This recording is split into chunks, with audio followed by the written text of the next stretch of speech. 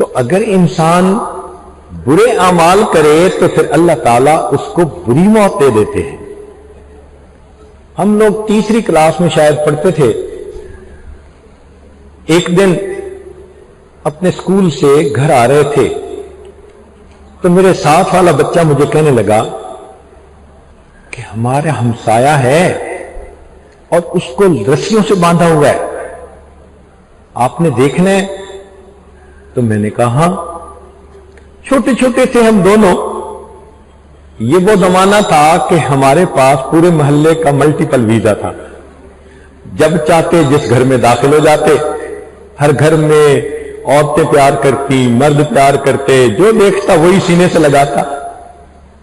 تو چھوٹی سی عمر تھی، اس کے ساتھ جا گئے، اس نے مجھے کھڑکی سے دکھایا تو میں نے ایک بندے کو دیکھا کہ واقعی اس کو رسیوں سے باندھا ہوا ہے، بال بکھرے ہوئے ہیں، اور وہ تھوڑی تھوڑی دیر کے بعد کتے کی آواز نکالتا ہے، کتے کی طرح بھونکتا ہے۔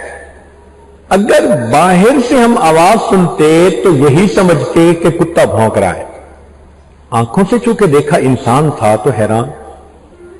اس کو دیکھ کے میرے اوپر ایک خوف ستاری ہوا۔ خیر میں گھر گیا، جا کے والدہ کو بتایا، امی آج سکول سے آتے ہوئے راستے میں یہ واقعہ پیش آیا۔ تو پہلے تو امی نے ڈانٹا، تم گئے کیوں؟ میں نے کہا دوست نے کہا تھا، تو میں نے کہا میں دیکھ لیتا ہوں۔ تو امی نے کہا بیٹا وہ ساری عمر بھونکتا رہا، اب اس کو بھونکتے ہوئے موت آئے گی۔ میں اس بات کو نہیں سمجھ سکا۔ 2-3 دن کے بعد اس بندے کی وفات ہوئی۔ جب وفات ہوئی تب والدہ نے کہا کہ وہ نبی علیہ السلام کے اصحاب پر تبرہ کیا کرتا تھا، اس کی سزا یہ ملی، اللہ نے موت سے پہلے کتے کی طرح بھونکتے ہوئے موت عطا فرما دی۔ تم ساری زندگی میرے محبوب صلی اللہ علیہ وسلم کے اصحاب کی شان میں گستاخیاں کرتے رہے، اب تمہیں بھونکتے ہوئے دنیا سے جانا پڑے گا۔ تو نیک اعمال کا یہ نتیجہ کہ اچھی موت آتی ہے، اور برے اعمال کا یہ نتیجہ کہ انسان کو آخر میں برے وقت پہ موت آ جاتی ہے، اور زندگی میں بھی پھر ان گناہوں کی وجہ سے مصیبتیں آتی ہیں۔ اصول یہ ہے الا قدر تقوی اللہ تأتی المواہب وتأتی علی القدر الذنوب المصائب، کہ جتنا انسان نیکی کرے اتنا اللہ رب العزت کی طرف سے رحمتیں آتی ہیں، اور جتنا انسان گناہ کرے اتنا اللہ کی طرف سے اس پر مصیبتیں آتی ہیں۔ وہب بن منبہ کہتے ہیں رأیت فی بعض الکتب المنزلہ یا عبدی اتینی، اے میرے بندے میری اطاعت کر، فیما امرتک، جو میں نے تجھے حکم دیا، ولا تعلمنی بما یصلحک، مجھے مت بتا کہ تیرے لیے بہتر کیا ہے، انی عالم بخلقی، میں نے پیدا کیا اپنی مخلوق کو، میں ان کو جانتا ہوں، انما اکرم من اکرمنی، میں اس کا اکرام کروں گا جو میرے حکم کا اکرام کرے گا، وَأُهِينُ مَنْ هَانَ عَلَيْهِ أَمْرِي، اور میں اس بندے کو ذلیل کروں گا جو میرے حکم کو ہلکا سمجھے گا، وَلَسْتُ بِنَاظِرٍ فِي حَقِّ عَبْدِي، اور میں بندے کے حق میں اس وقت تک نہیں دیکھوں گا حَتَّى يَنْظُرَ عَبْدِي فِي حَقِّي، جب تک کہ بندہ میرے حق کو نہیں دیکھے گا۔ تو معلوم ہوا ہم اللہ کے احکام کو پورا کریں گے، اللہ ہمیں عزتوں سے نوازیں گے، اگر ہم اللہ کے احکام کو توڑیں گے اللہ ہمیں دنیا میں رسوا فرما دیں گے۔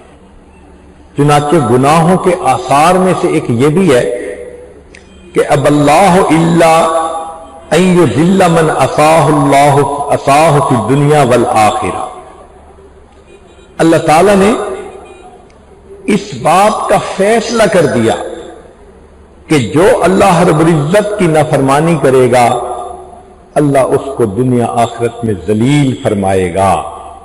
وما اذنب عبد فی اللیل، اور بندہ رات کو گناہ نہیں کرتا الا اصبح، مگر وہ اس حال میں صبح کرتا ہے وہ مذلتہ علی وجہہ، کہ ذلت گناہ کی اس کے چہرے کے اوپر نظر آ رہی ہوتی ہے۔ تو انسان رات کو گناہ کرتا ہے، صبح کے وقت چہرے پر پھٹکار پڑی ہوتی ہے۔ ابن سماک رحمت اللہ علیہ فرماتے تھے لو لم یکن فی المعصیۃ الا النکارۃ فی الوجہ والظلمۃ فی القلب لکان فی ذلک کفایہ، کہ اگر گناہ کا بدلہ اتنا ہی ہوتا کہ دل سیاہ ہوتا، چہرے کے اوپر ذلت آتی، تو گناہ کی یہ سزا کافی تھی کہ جائے کہ اللہ اس کے علاوہ بھی دنیا اور آخرت میں اس کی سزا عطا فرمائے۔ تو انسان اپنے چہرے پہ گناہوں کی ظلمت کو سجا لیتا ہے، اور انسان کتنا چھپ کر اللہ کی عبادت کیوں نہ کرے، اللہ اس عبادت کے نور کو اس کے چہرے کے اوپر سجا دیتے ہیں۔ تو انسان کا چہرہ بتا دیتا ہے۔ آپ نے کبھی تقابل کرنا ہو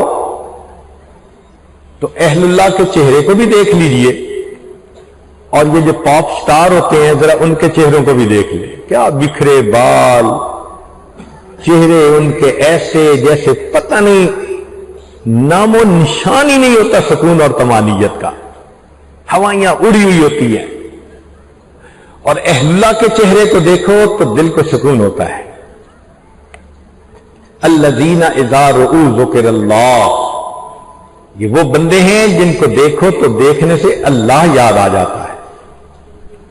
ہمارے بزرگوں نے فرمایا کہ گناہوں کی 3 تاثیر تو پکی ہیں۔ قلت الرزق، اللہ تعالیٰ رزق کو تنگ کر دیتے ہیں۔ چنانچہ آپ دیکھیں فیکٹریوں والے بھی اگر گناہوں کی لائن پہ لگ جائیں ان کو بھی رزق کی تنگی، کیا 2 کنٹینر ادھر پھنس گئے، اس کی پیمنٹ رک گئی، ادھر سے مال تیار نہیں ہوا، کیش ان ہینڈ ہوتا نہیں، پریشان بیٹھے ہوتے ہیں جی کام کیسے چلائیں۔ اب ویسے کروڑوں پتی مگر پریشان کہ جی بنے گا کیا۔ تو اللہ تعالیٰ دے کر بھی بندے کو ٹائٹ کر دیتے ہیں، اور کبھی کبھی تاثیر الرزق، رزق کے حصول میں اللہ مشکل کر دیتے ہیں۔ حضرت پتہ نہیں ڈیل ہوتے ہوتے رہ جاتی ہے، یہ جو ہوتے ہوتے رہ جاتی ہے نا یہ کسی کی وجہ سے ہے، مگر عاملین کے پاس جاؤ تو وہ تو کہہ دیتے ہیں جی کسی نے کچھ کر دیا ہے۔ اللہ ان عاملین سے بچائے۔ ہمارے حضرت فرمایا کرتے تھے عامل نہ بننا کامل بننا۔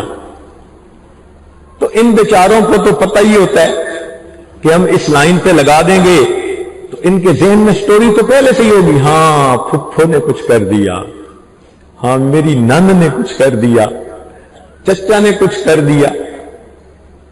الٹا ایمان خراب ہوتا ہے، قطع رحمی کے مرتکب ہو جاتے ہیں لوگ۔ تو کسی نے کچھ نہیں کیا، ہمارے اپنے گناہوں کی وجہ سے اللہ نے ہمارے رزق کو تنگ کیا ہوا ہے۔ وہ جی لگتا ہے کسی نے کاروبار باندھ دیا ہے، کسی کو چھوٹا خدا کیوں مانتے ہو؟ کاروبار اللہ نے چلانا ہے اور کاروبار اللہ نے روکنا ہے۔ اللہ دینا چاہے ساری مخلوق اکٹھی ہو جائے روک نہیں سکتی، اللہ نہ دینا چاہے ساری مخلوق اکٹھی ہو جائے کچھ دے نہیں سکتی۔ تو اللہ کو اللہ سمجھیے۔ یہ کیا ہوا فلاں نے کاروبار باندھ دیا، فلاں نے رشتہ باندھ دیا، کوئی کچھ نہیں باندھ سکتا۔ ہاں ہم نے اپنے گناہوں کے سبب ان چیزوں کو باندھا ہوتا ہے اور ادھر توجہ نہیں جاتی۔